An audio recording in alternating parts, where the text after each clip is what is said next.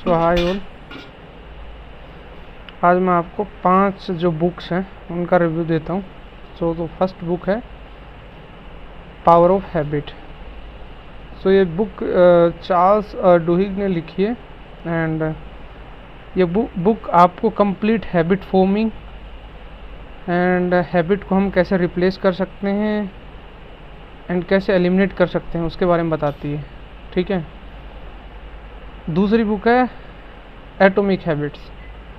सो ये book similar to that book है, but इसमें क्या है कि स्टेप बाय स्टेप फ्रेमवर्क बताया गया है कि आप कैसे कर सकते हो। जैसे चार्ल्स डुहिग वाली जो है पावर ऑफ हैबिट, उसमें क्या है कि कैसे लोगों को गलत आदतें हुई थी एंड फिर उनके क्या अंजाम हुए थे उसके बारे में बताती है एंड कैसे हम एलिमिनेट कर सकते हैं उसको, बट एक फ्रेमवर्क नहीं देती है। बट जो एटॉमिक हैबिट है उसमें बताया जाता है कि जिन हैबिट्स को आप लेना चाहते हो, मीन्स जिस हैबिट्स को आप करना चाहते हो जो अच्छी आदतें हैं, उसके लिए आप एनवायरनमेंट क्रिएट करो वैसा। और जैसे आपको बुक पढ़ना है तो आप नज़दीक रखिए बैठ के बुक, ईजी एनवायरनमेंट कीजिए हैबिट्स को अडोप्ट करने के लिए। और जिन हैबिट्स को आप छोड़ना चाहते हो उनके लिए हार्ड एनवायरनमेंट कीजिए, हार्ड टू एक्सेस चीज़ें करिए।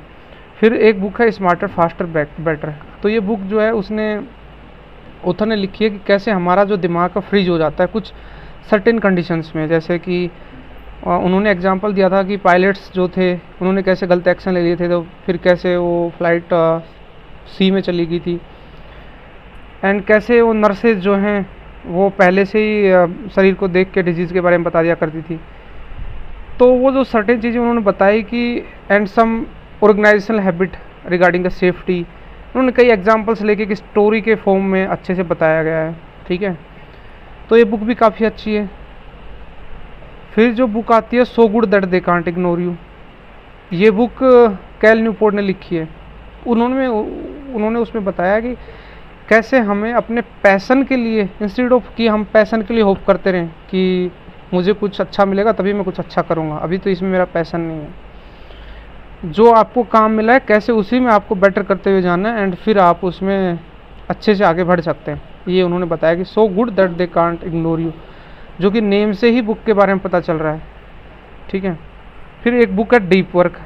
तो उन्होंने जैसे इस बुक में बताया deep work and shallow work, कि कैसे जो हम एकदम शांति से सही से काम करते हैं विदाउट एनी डिस्ट्रैक्शंस, तो वो डीप वर्क होता है। एंड कैसे डिस्ट्रैक्शन विद डिस्ट्रैक्शंस, मेल्स आ रहे हैं, व्हाट्सएप मैसेजेस आ रहे हैं, मीटिंग पे मीटिंग हो रही है, तो वो कैसे एक शैलो वर्क होता है। तो उन्होंने इसमें डीप वर्क में बताया है। ठीक है।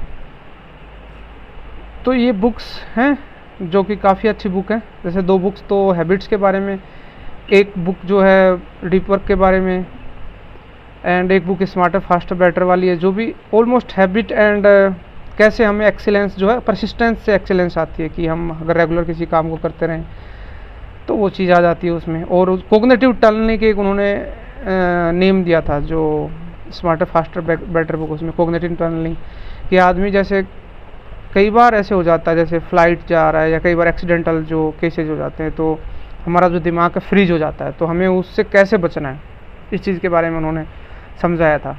ठीक है। और कैसे हम बेटर डिसीजंस ले सकते हैं। ठीक है। तो ये काफ़ी अच्छी बुक है। ठीक है। और अगर आपको खाली हैबिट्स का एक फ्रेमवर्क चाहिए, हैबिट लीव का या हैबिट फॉर्मिंग का, तो एटॉमिक हैबिट अच्छी बुक है।